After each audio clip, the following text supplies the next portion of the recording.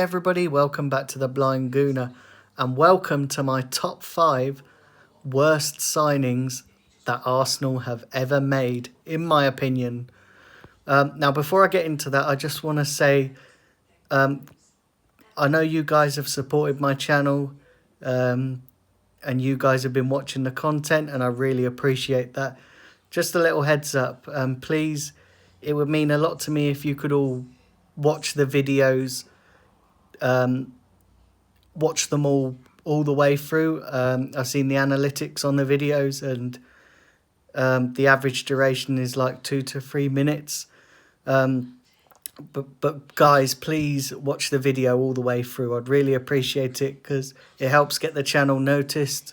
YouTube algorithms or whatever they are, they just they go on watch time. So the more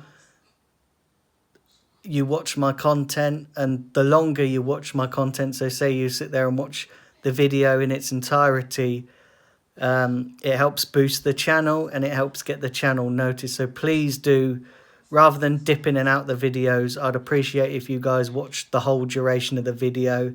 It might not mean a lot to you guys, but to me, I'm trying to get this channel to grow and that would greatly help with that. So thank you all for your understanding and I'd appreciate it if you could all do that for me. Anyway, let's get into the top 5 worst Arsenal signings of all time. Now, there was I had a lot of time to think about these because there have been a lot of poor signings. So there's been a lot over the years.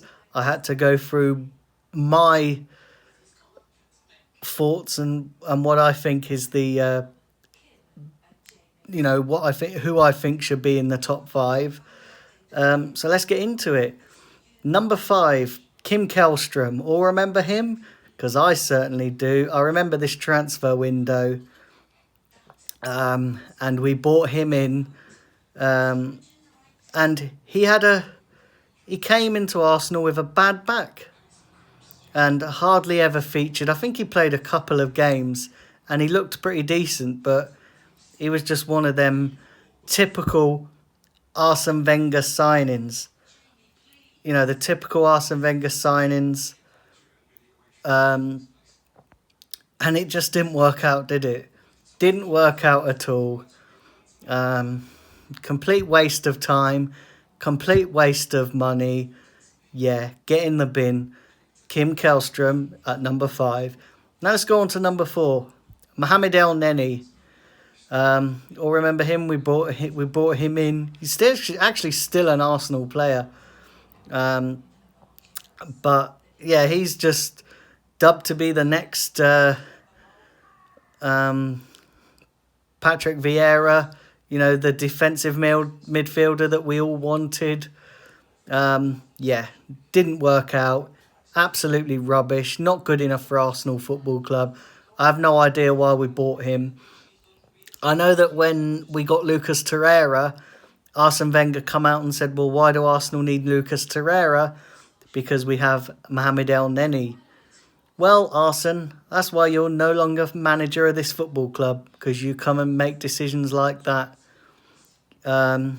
Yeah, so Mohamed Elneny, definitely not good enough. Now on to number 3. Oh my God, what was this player's name? I did have it in my head. Oh, Jesus, what was that player's name? Perez, Lucas Perez. That's it. That's the one. That's who I was thinking of. Lucas Perez. Remember him? We signed him from Deportiva La Coruña, if I remember rightly. If I have got that wrong, I do apologise.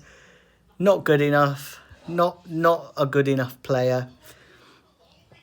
You know, everybody thought that he was coming and going to solve our striker problems.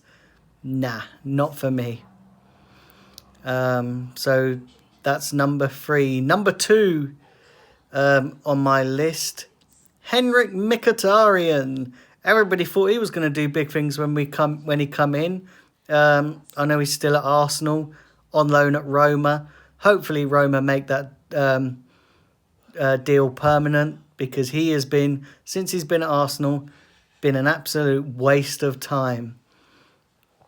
I know that he was part of that swap deal, so that Man United could get Alexis Sanchez, but it's not really worked out. He's had, you know, spells where he's looked decent, but no, it's not really worked out.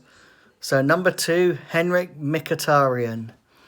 Now on to number 1, and this may surprise a lot of you that I'm putting this guy in there, but I'll explain my reasons in a minute. And number 1, the number 1 worst signing that Arsenal have ever made, in my opinion, Mesut Ozil. Yep, I'm going to put Mesut Ozil in that category. And I'll tell you why I'm going to put Mesut Ozil in that category. Firstly, when he came into the club, he was expected to do big things. At the time, we spent 40 million on him, and he was meant to, you know, be the creative midfielder that we were missing. He come in, had a couple of good games for us, but he's not really hit the heights. Now, the reason why I'm putting him in as my number 1 worst signing of all time that Arsenal have ever made is because you have to look at what he's doing, and he is damaging our club because he's got that new bumper contract, and that was a shit decision. Yeah, that was a shit decision to extend his contract by 350 odd million. And he's not been good enough. He's not lived up to the hype. He's damaging. He splits the fan base. Some fans love him. Some people hate him. They've got him as a PR. You know, it's a PR stunt that they've got him. You know, he brings in lots of revenue, brings in lots of money, but he does nothing on the pitch. And for those reasons, he is my number 1 worst signing that Arsenal have ever made. Well, there you have it, guys. That's my top 5 worst signings that Arsenal have ever made. Let me know what your top 5 are. Leave it down there in the comments below. Please stick a like on this video. It helps get the channel noticed. Again, guys, please take on board about what I've said about the watch time. Please watch my content all the way through the videos. I'd really appreciate that. That helps get my channel noticed. It helps get the channel out there. So I'd really appreciate that if you could do that for me.